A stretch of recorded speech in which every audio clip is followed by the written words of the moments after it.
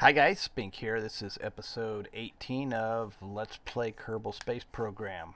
Um, been doing some work on here offline just to avoid the tedium of watching me do all of this stuff over and over again. My communication satellite network that I had kind of degraded in all of the days power. We're at day 330 something or other here, almost to a full year, and they had kind of got a little off center a little bit, so I put them back in order and then ensured that their orbital period of all of those is set exactly to 1 hour and 6 hours for these guys. 6 hours within as close as I could get it, so all of them are within 1 second of that. And we set up the same situation we have here in around the moon. Now this one's going to be a little iffier. You can tell it's a little oddly shaped, but I brought them in pretty close. They're at an hour and a half orbit here, 150 kilometers, primarily to keep the amount of time that they're spending on the dark side as low as I could get them and still be able to have a line of sight here. Because the farther you come out here, where's the sun? The farther you come out, the longer that period of time you're going to spend in darkness, which means the more batteries you have to be carrying with you. So I've got these guys set to just right at a 16-minute. Well, let me show you. Let me grab one of these guys. Show you how I figured this out. That fuse box mod helps a great deal. So here's one of our little orbiters here, or our satellites. We have the fuse box mod, and this says, all right, so he's charging up. So he had recently gone into darkness. Well, anyway, what I can do here is I can check the darkness time here, so we can pick the moon, and these guys are at 150 kilometers, and this says we're going to spend 16 minutes and 28 seconds in darkness. And then if we go to filter here, pull this up and take solar panels off, you can see that we are going to run out here in about 15 minutes. I don't know, it's still charging up actually. These weren't fully up, but anyway, it gives us, I think, about 17 minutes. So I've got about a 30-second amount of time left on the batteries when these finally go. Let me get this guy up to full and see what he's going to show. There. So 17 minutes and 2 seconds of battery power is what he has running his two antennas, and he's going to be in the dark for 16 minutes and 26 seconds. So we've got just the bare minimum of reserve there. So that's probably cutting it too close, so I probably ought to not cut it that close, but I wanted to keep their weight down as much as I can. So we do have this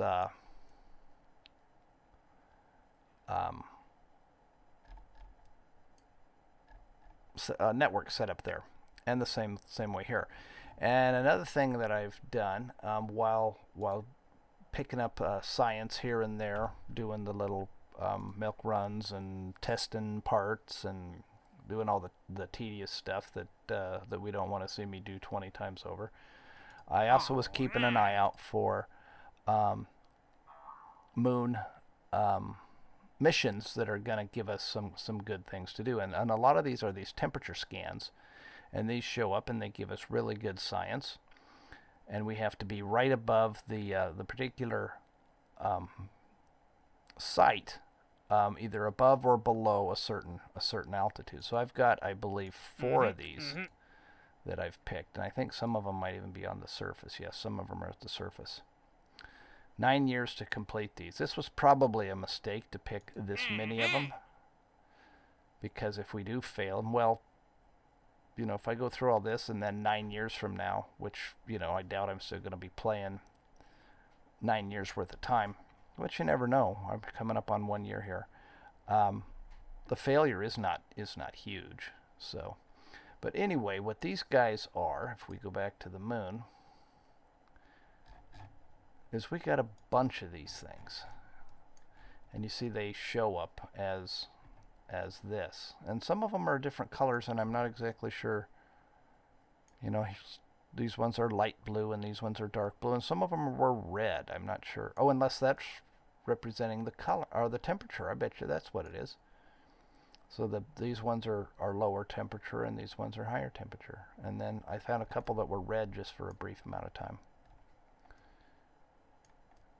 So anyway, I'm going to have a mission to try to grab as many of these as I can. And basically what I'm going to have to do is keep altering my orbit to go over these things, and then try to pick them up as I go around. And I've built a mission for that, Moon Mission 1. And it's the same sort of satellite as what's currently on the moon. We're currently sitting in, there we goes. With the exception of I added a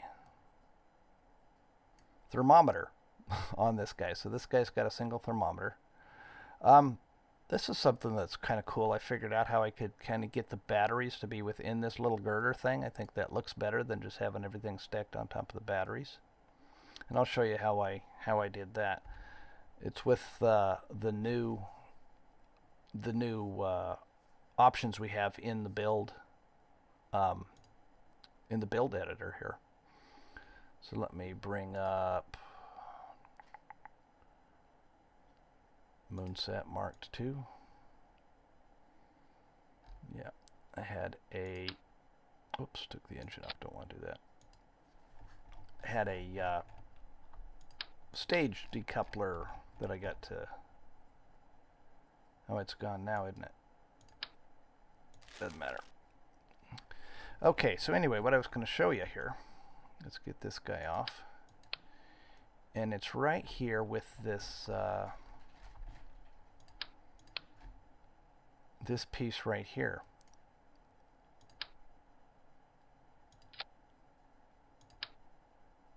I just attached it like normal here. This is what it would normally be.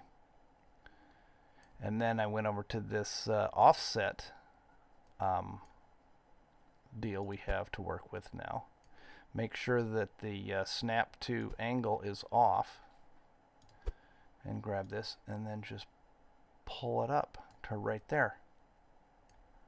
And I thought that that made it look quite a bit better than just having it stacked on top of batteries. Now obviously this girder is going to have some weight to it, but I think that looks cool. So, and that's half of what Kerbal's about anyway.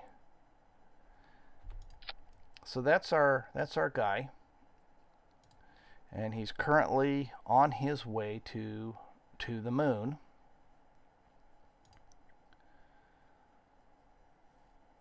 And I've also learned some things about Kerbal Alarm Clock, which I've had that mod installed since the beginning, but I've never really used it. I think the construction time mod used it to do all those things where it would warp, and then when the warp got done, it would pop up with that message. That was part of Kerbal Alarm Clock. And so it lets us do things when we add an alarm here. We can give us an alarm to the maneuver node, to the apoapsis or periapsis, to the ascending or descending node, closest target distance for when you're doing rendezvous, sphere of influence change, transfer windows, all kinds of stuff. So for instance, let's say we wanted to put a maneuver node here. Say we were using the, well, whether you're using the flight computer or not, say, because this is an unmanned flight, I'm using the flight computer. Say we had a maneuver node here, and it doesn't even matter if it's got anything on it, just as long as it exists.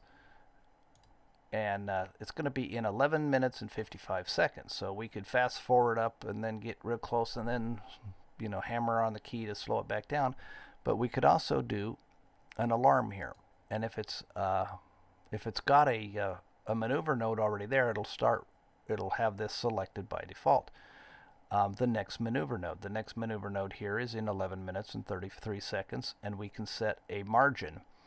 So it's currently defaulted to 1 minute, so you could hit that and it will put an alarm that will stop warp at 1 minute prior to that. So we could put up our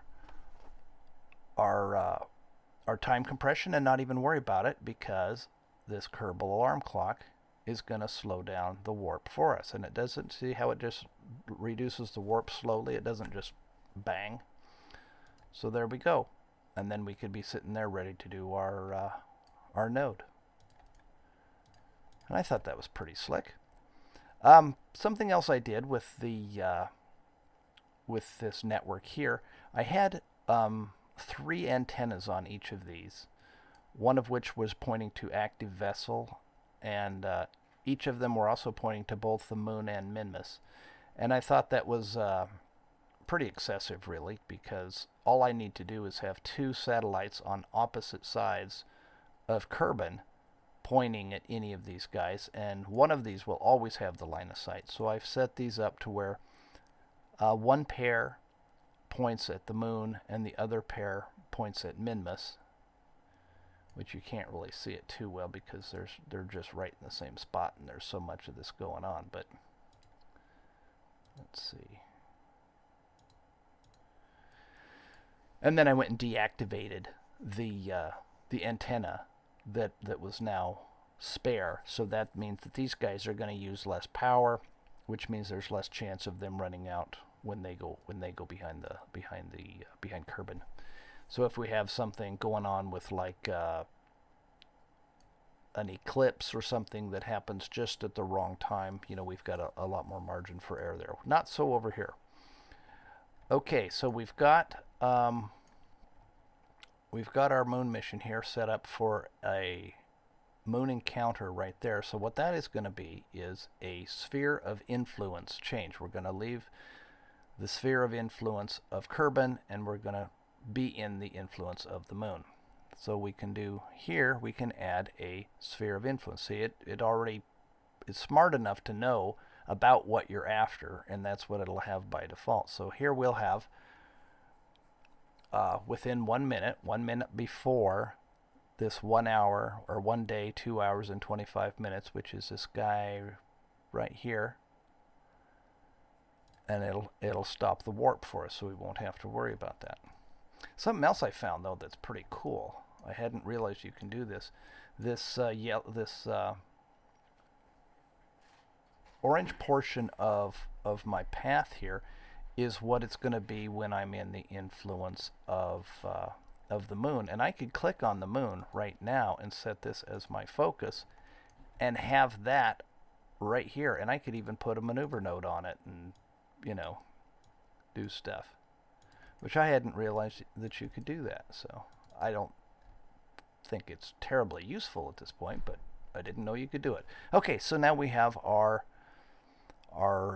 alarm set, so we can, with confidence, warp over to here. I have this other satellite out here. I'm still not quite sure what to do with it. It's in a geosynchronous orbit above the Space Center, though, so that seems like that's something of value. If I could, if sometime in the future I come up with something I'm supposed to point it at. But I don't know if I've even got, now when we have need to go farther than just the moons, you know, we're going to want to put out some satellites that are tasked with keeping us in contact with the planets as we move out. Okay, see, so now this has given us an alarm. We're 1 minute away from our sphere of influence change.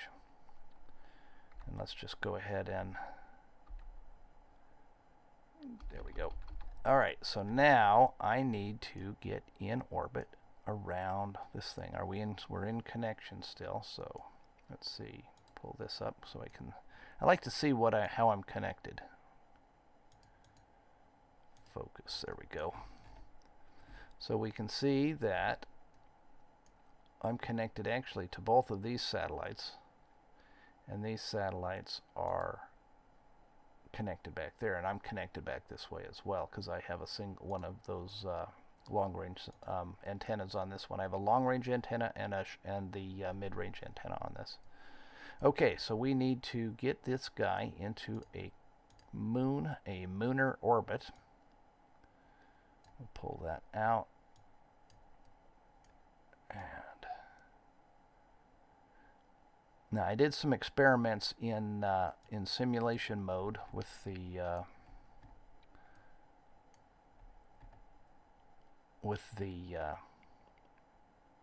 construction time simulation mode, and at an altitude of 20 kilometers, we were able to access the temperature reading. I had tried it with I had put one of these satellites here has a thermometer on it. And I thought, well, while I'm here, I'll use it for that, but it doesn't let me do it at that height. So I've not actually done this. I just experimented with making sure it would all work. I didn't actually experiment with seeing if I could actually do it. So,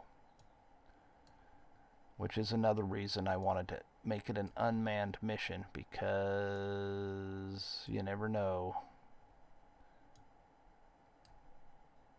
Alright, so we'll bring him in to right about 20, good enough. Send that, and we will align to the node, and we will add an alarm for 1 minute before. I've been using this Kerbal alarm clock for hours and hours and hours, and not even realizing what it does for me. There we go. I could set that up for like a 30-second delay, but sometimes, depending on the length of the burn, it will actually burn sometime before the node. All right.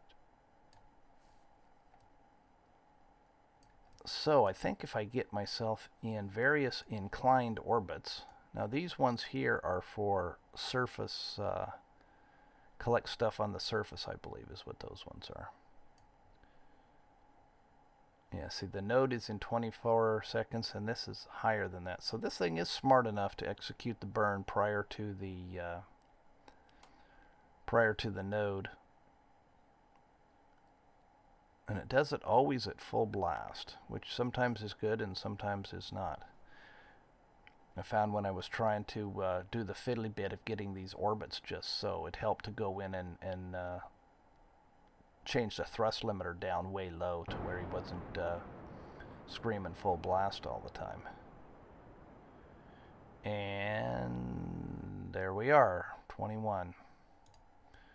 And I think, let's see, oh, I should have changed his orbit while I was there. Let's see, or the inclination rather. We can do that here, right? Let's raise that up somewhat and bring this way in. So what I'm going to do is come around the planet here and change the inclination of the orbit to see if I can make it go over some of these things, is the plan. So we'll have to see how that works out. I won't torture you by making you watch me do all of them, so, but I'll see, I'll do enough so you can see how it's done, or how I hope it's done, how I hope I'm able to do it. What are we looking at here? 19, 27, 25, 17. Let's scooch him over. 20, 23, 21, 16. Too much.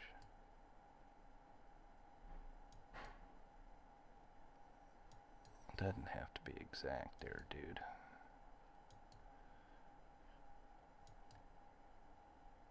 This is a good game for people with like OCD, I think.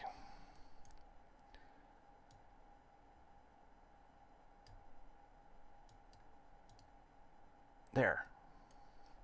Send that node. Make sure he's aligned to the node.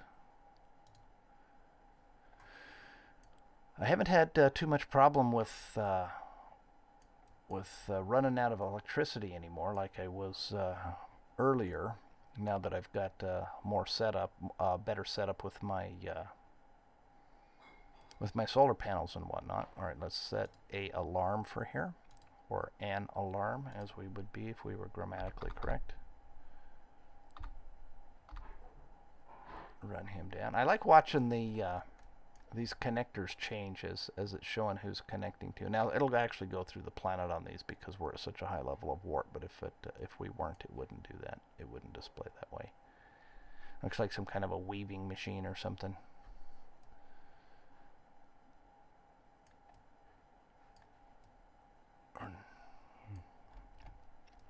Or a spindle, I guess. All right, so we're there. Now what this is, replace maneuver nodes. Now if you switch vessels, if you've done this before, you're working on one vessel, you set a maneuver node, you switch to another, and you come back, his maneuver node will be gone. It doesn't save those. But this does. This Kerbal alarm clock will actually save that node. And then when the alarm goes off, it'll give you the option to, hey, do you need that node replaced? You know, if you had swapped ships in the interim, you can keep your maneuver nodes, which I think is going to be pretty handy at some point. Okay, where are we at? We are on the dark side. We have 13 minutes of power remaining, but we should be able to get this maneuver executed before that happens.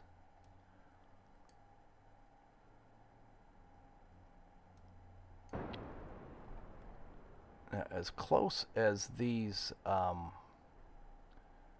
connectors, these are coming to the planet surface here. This particular network is going to be very susceptible to drift when these satellites drift a little bit, because even if you're off by, you know, tenths of a second over the course of orbits, they're going to get out of sync.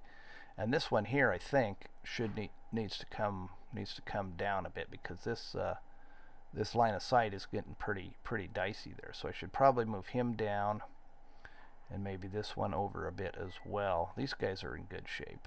But anyway, let's see if we look like we're going to go over any of these things. I don't think we are.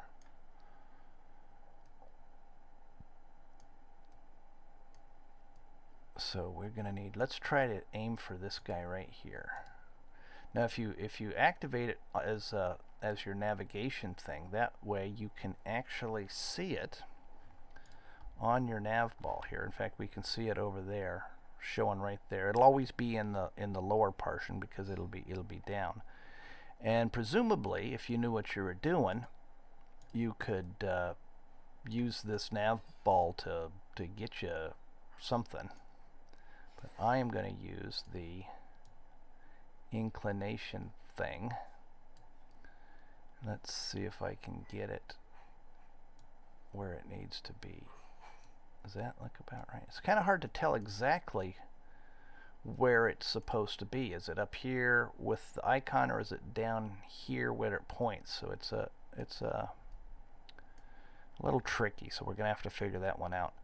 Alright, we're going to align to the node and execute. We're still in the dark side here.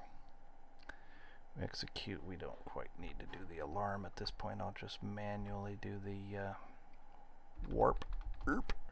Now when you're doing that, and if you're using the flight computer and you're doing your warp, look at this number up here as your countdown, not the one that you normally do, because that's where it's going to actually start burning, is that one. Okay, so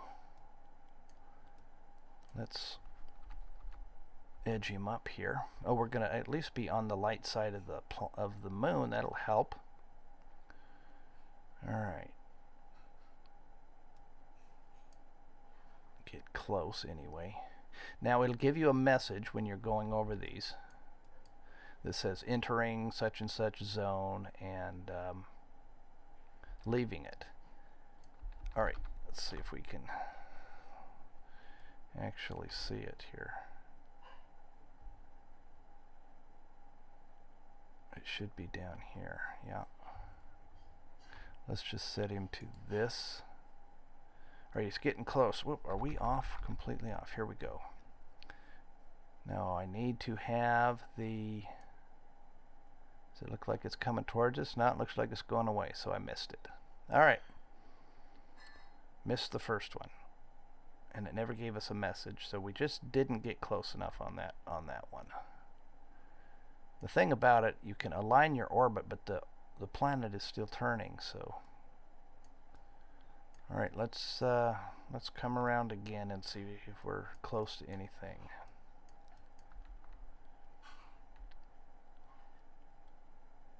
This is going to be a very tedious undertaking here.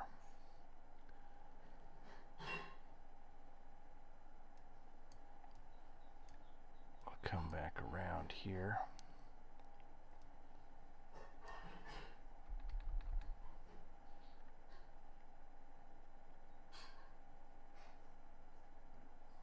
Let's try bringing that, changing that orbit again.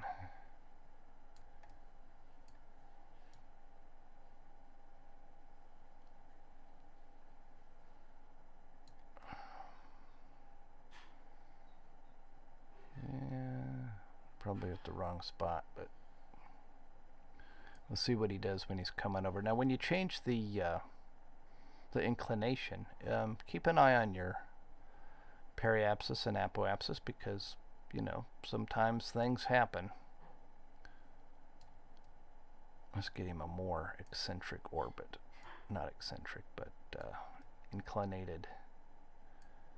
Alright. Exec node. Alright. So anyway, this is what I'm going to spend the next, I don't know how long, trying to do. I would like to get one of these at least recorded, but if this is just going to be, oh, this one looks pretty promising.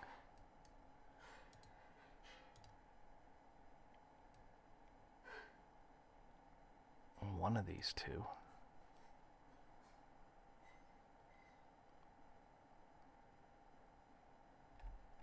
I'm not really sure exactly how to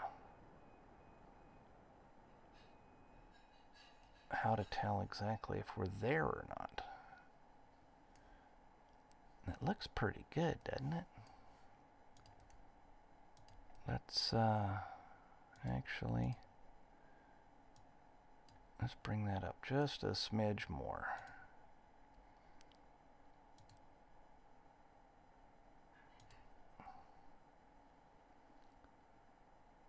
Hopefully that's not too much. Probably too high now. I don't know. Alright. Let's see if we can get this one.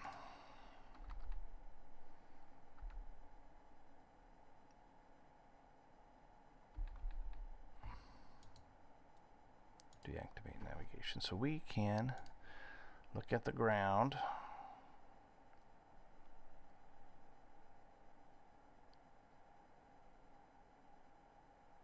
And that should give us a fairly good indication as to whether or not it is coming directly under us.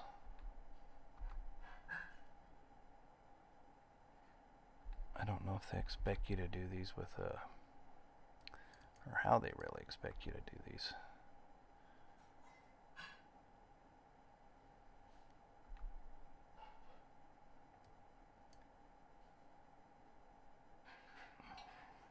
Oh, there he comes.